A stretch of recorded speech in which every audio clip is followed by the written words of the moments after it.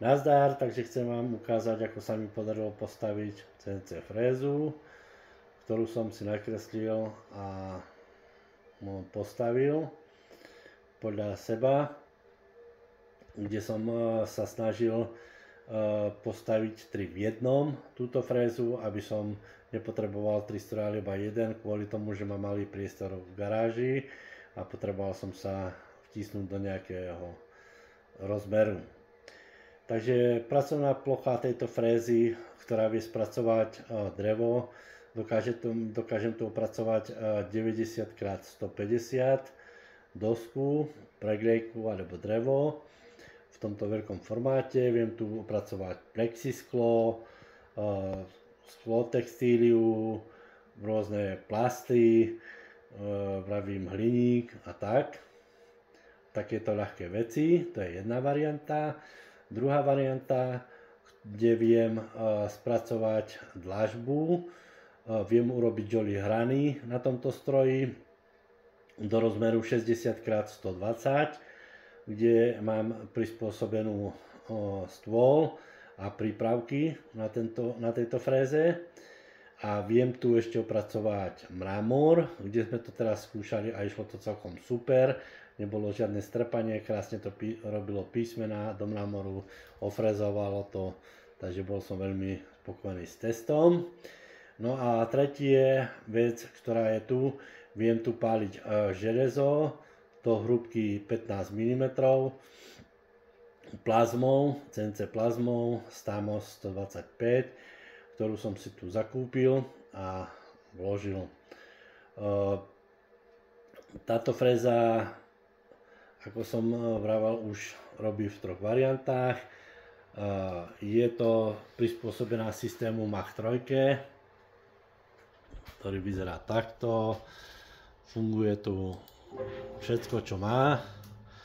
Máme tu koncáky, je tu dotyková Z-os, ktorá tiež nám nastaví výšku, posu a zapínanie frézy a vypínanie. Mach 3 pracuje v G-kódoch, kde musíte vedieť, keby ste chceli takúto frézu, museli by ste vedieť troška aj programovať a robiť v týchto kódoch. Je to ľahké, len sa treba tomu troška povenovať a nie je to až tak zase zložité. Takto vyzerá pult na tom stroji. Je tu stopka, máme tu USB zásuvku, kde si tu môžem vložiť USB kľúč. Mám tu 24V kartu, kde mám zapnuté koncáky, svetlo a takéto veci, čo potrebujem ku fréze. Mám tu 60V, kde zapínam 4 zdroje ku kartám a ku motorom. Toto mám napojenie motorov. Je tu frekvenčný menič, ktorý si zapínam týmto vypínačom. Je tu plazma, je to plazma, kde zapínam výšku horáka, stykač, to je ten. Potom som tu dal vypínač na čerpadlo, ktoré je v súde, ktoré vám ukážem, kde sa nachádza, aby sme mohli chladiť frézu, alebo mohli sme chladiť rôzne tieto. Tuto je predpripravený vypínač na 4. os, otáčky vretená a počítač, klávesnica a myš. Takto vyzerá približne pult. To je celé. Tuto máme tú frézu. Celú frézu som dal na lineárne vedenie a šrobovinu. Je tu odsávanie, ktoré som napojil na jedno vrece 110 rúrov, ktoré mi zatiaľ stačí. A som s tým spokojný. Je tu fréza 2kW a frekvenčný menič, ktorá je riadená frekvenčným meničom. Je tu takáto hadička, ktorá nám buď fúka, alebo nám ide cez ňu voda. Je to vyriešené takým spôsobom, že tu hore mám rýchlo spojku a mením si hadičky, kde buď mi ide modrá je voda a ide mi cez tú hadičku voda a tu mám ventil, ktorý si nastavujem, alebo tu prehodím na rýchlo spojke zelenú a ide mi vzduch cez tú hadičku, kde mám vonku vývody urobené. Tuto mám názetú os, ktorá sa robí dotyk. kde nám výšku nastavuje Z-ovej osy. Je to nejako takto prispôsobené. Tu kryt, ktorý nám príde nový.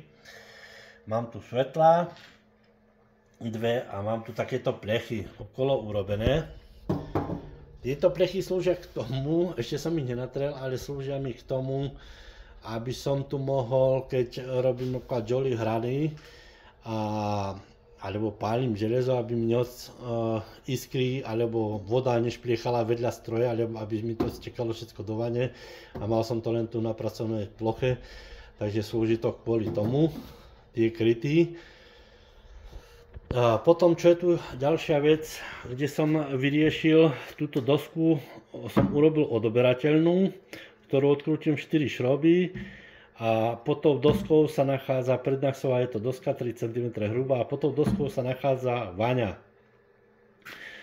Vaňa, ktorú viem napustiť vodou, alebo má prepad priamo do suda. Takže v tej vani mám rôzne prípravky pripravené na upnutie dlažby alebo na palenie železa, kde pozdvíham len také kolíky s juklovinou a položím na to železo a môžem páliť. Frézu odkrútim s 2 šrobami musovými a prehodím tam horák na plazmu, pripojím kábel na koncák a môžem tým pádom páliť. Fréza sa dá zhodiť, odpojiť sa od zásuvky, vypne sa frekvenčný a tým pádom to ide tak. Takže vyriešil som to takým spôsobom. Potom snažil som sa vyriešiť aj spodok frézy, čo sa nachádza pod frézou, pod nohami, aby som využil aj tento priestor. Takže využil som to tým spôsobom, že som tu urobil 2 skrinky. Jedna skrinka mala byť čiste len na pálenku, ale zatiaľ tu žiadnu nemám. Takže som tu napratal 30 litrový súd, kde zo spodu je ventíl, prepad z tej vane a voda nám steká do toho súda. V súde je čerpadlo, z ktorého tlačí vodu zase hore ku fréze cez tú rúrku, keď si prepnem a zapnem čerpadlo na panely a tým pádom sa mi vracia voda naspäť do súda. Je tam sito a je tam taká pena, aby nepretekal bordel, keď ide z dlažby, aby to ostalo tam, aby sa voda išla skoro čistá do súda.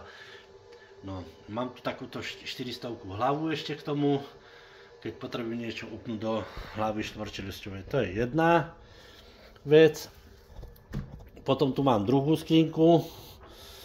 To je úložný priestor, nie plazmu, kde odkladám plazmu, keď nepoužívam a tým pádom tú plazmu len odtiaľto vyťahnem, pripojím jeden kábel od rozvodnej skrine, čo mám napojenie, pripojím vzduch 380 a prestavím stôl a môžem páliť železo. Takže je to druhý úložný priestor. To je takto urobené. Tu je ten výškový oný. Toto je hadica z vysavača som použil. To je nejako takto. Potom druhá vec. Ďalšia vec. Tu mám ešte USBčka zozadu som dal. Tu mám motory NEMA 34 a koncáky. Celú elektroniku skoro som kúpil v Číne. Nekupoval som to na Slovensku z toho dôvodu, že slovenskí výrobcovia to kupujú v Číne a predávajú to pod svojou značkou a zaraz takú cenu, takže nemal som problém s kúpou.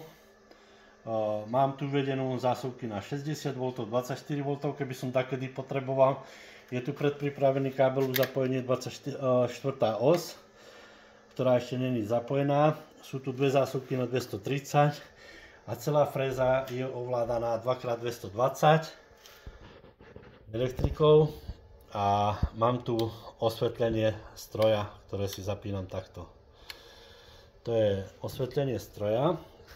Potom tu spredu som to urobil tým spôsobom, že tu som urobil takto rozvodnú skriňu, ktorú vám teraz ukážem.